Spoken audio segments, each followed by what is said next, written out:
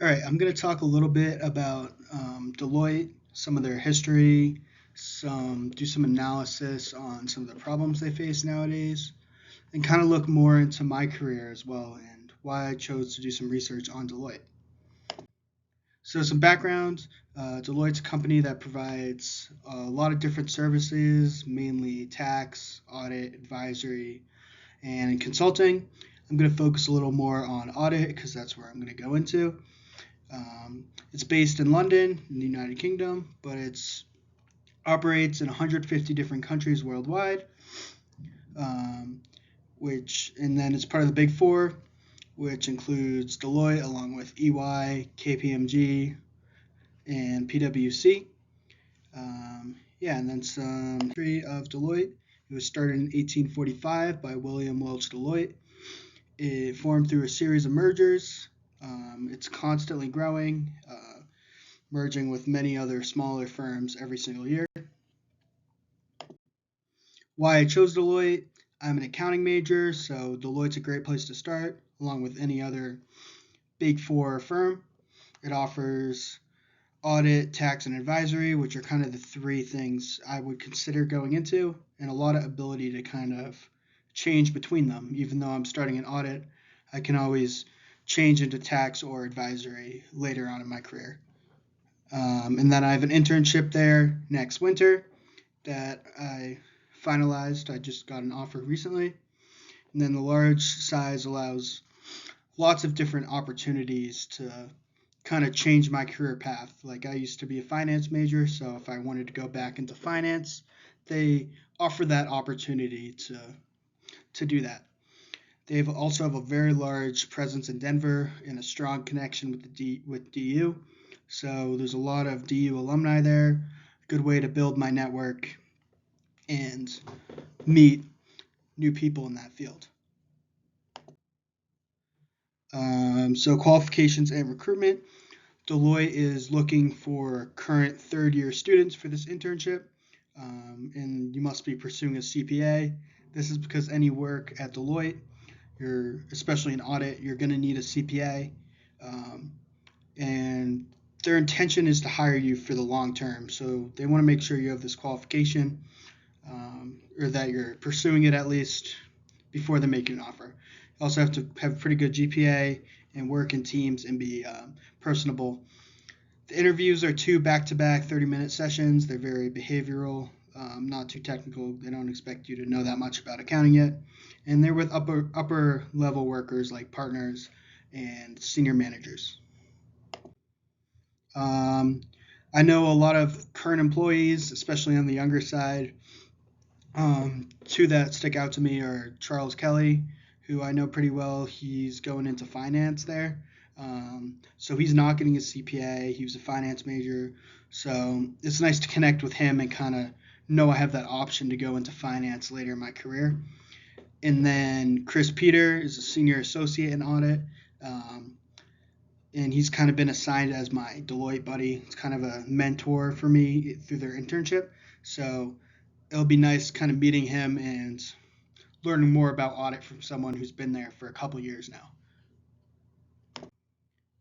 And then I'm going to do some pastel analysis on Deloitte. So looking at the political aspect, operate in many different countries throughout the world. So you're dealing with a lot of different governments, kind of possible issues with stability. One example of this is Deloitte used to have an office in Afghanistan, but with the Taliban takeover, they had to abandon that. So that's kind of the case. They're all over the world, so they're going to have these issues. And then economic, the strength of the economy can really affect like how a customer is spending. This isn't really the case as much in audit because they need to have their audit done. It's required by law, at least in the US it is.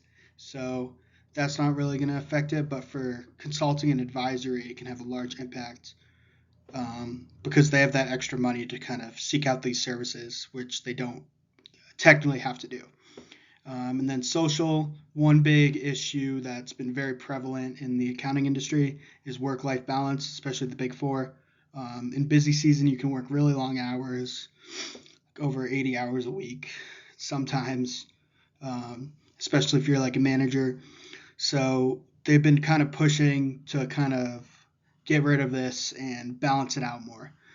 So yeah, and then changing demographics, you always have to like look into that, especially like in consulting or like advisory, kind of like looking more at your clients' consumer base. You have to kind of keep that in mind at all times, even in audit, which it can be, yeah, changing. And then for technology, there's constant advancements in accounting technology all the time. So you kind of have to be on top of that. It can be really helpful to make jobs for CPAs a lot easier, and it makes it more automated. But it could also have a negative impact by limiting the amount of jobs as more things become automated in the future. Environmental, there's definitely starting to be an increase in environmental clients. Um, this could be like an issue maybe for Denver practice more because a lot of the clients here are oil and gas based. So as that industry starts to decline, maybe kind of the Denver practice for all these big four firms might start to decline a little bit. And then kind of considering their own impacts as an organization. There's not really that much considering they're a service-based industry, so not really manufacturing anything, but kind of a lot of travel, so kind of mitigating the effects of that. And then legal, there's a lot of changes in laws. This is especially the case in the tax industry, so you always have to be on top of that. In audit, it can happen a lot too. Maybe not as frequent, but the standard accounting principles change a lot throughout the years, so you have to be on top of that because any mess up in legal procedure can have huge consequences. And then five forces analysis. Threat of new entrants are pretty low considering you need a lot of CPAs. There's high regulations to entry, and then you have to compete with the Big Four brand and their reputation they have with clients. Clients aren't really quick to leave one of the Big Four firms, so it's hard to kind of attract those customers away from them. And then bargaining power of supplier for software, there's not really much bargaining power because there's a lot of options to choose from. But considering myself as kind of a supplier supplying manpower, there's a lot of it's somewhat high because there's not that many accountants to choose from, and they're all kind of fighting over workers at this point.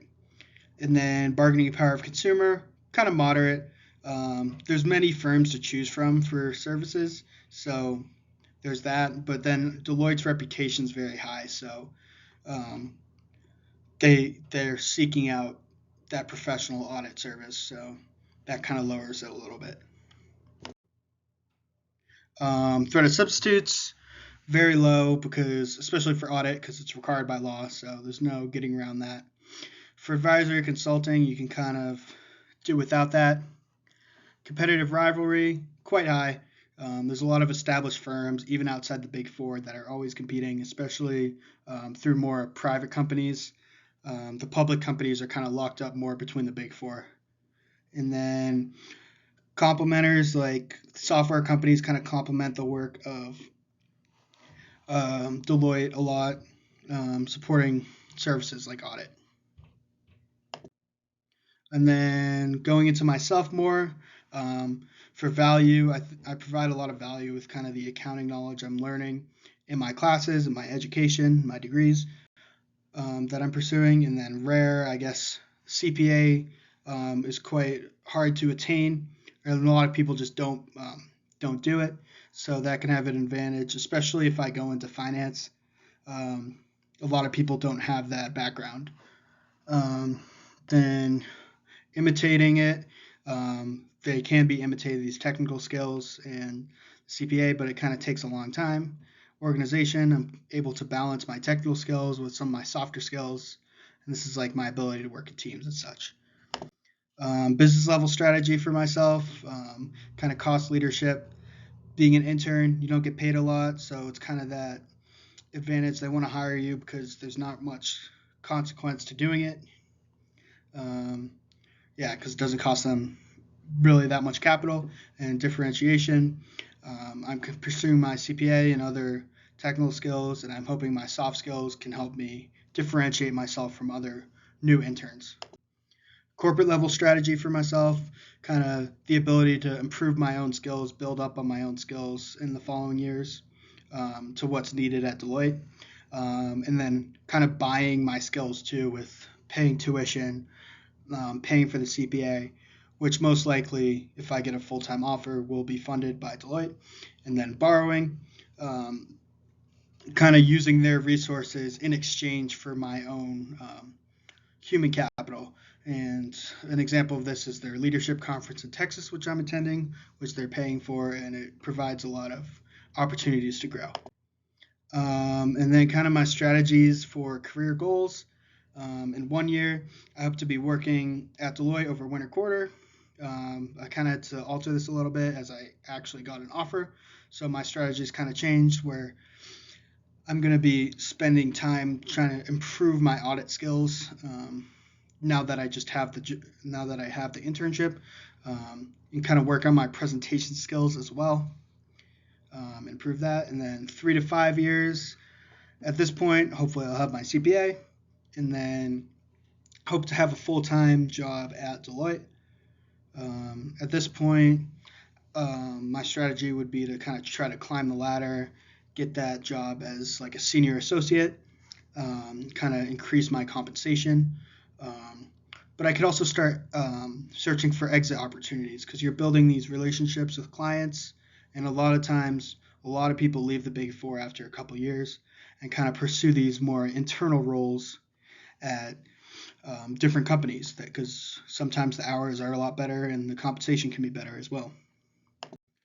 Um, in 10 years, at this point, I really will need to decide if I want to stay for the long run or leave and try a different position out. If I stayed, I'd be pursuing more management positions. So at this point, with their like rigid structure of promotion, I would probably be a manager. So I'd be trying to move up to more of a senior manager and kind of pursuing the role of partner. If I left, I'd be trying to look for a better work-life balance and trying to move up in that company as well and become more of a leadership role. And then in 20 years, I would want to be like established in that role at that other company if I left. But if I was still at Deloitte, I would really be trying to pursue my role as a partner in the company. Therefore, I would become a part owner and gaining more compensation through ownership of the company. But it's also a lot different of a role than like an entry level audit is. It's a lot more sales and trying to maintain relationships with clients and kind of gain those audits for the company. And then here are my references, and thanks a lot for listening.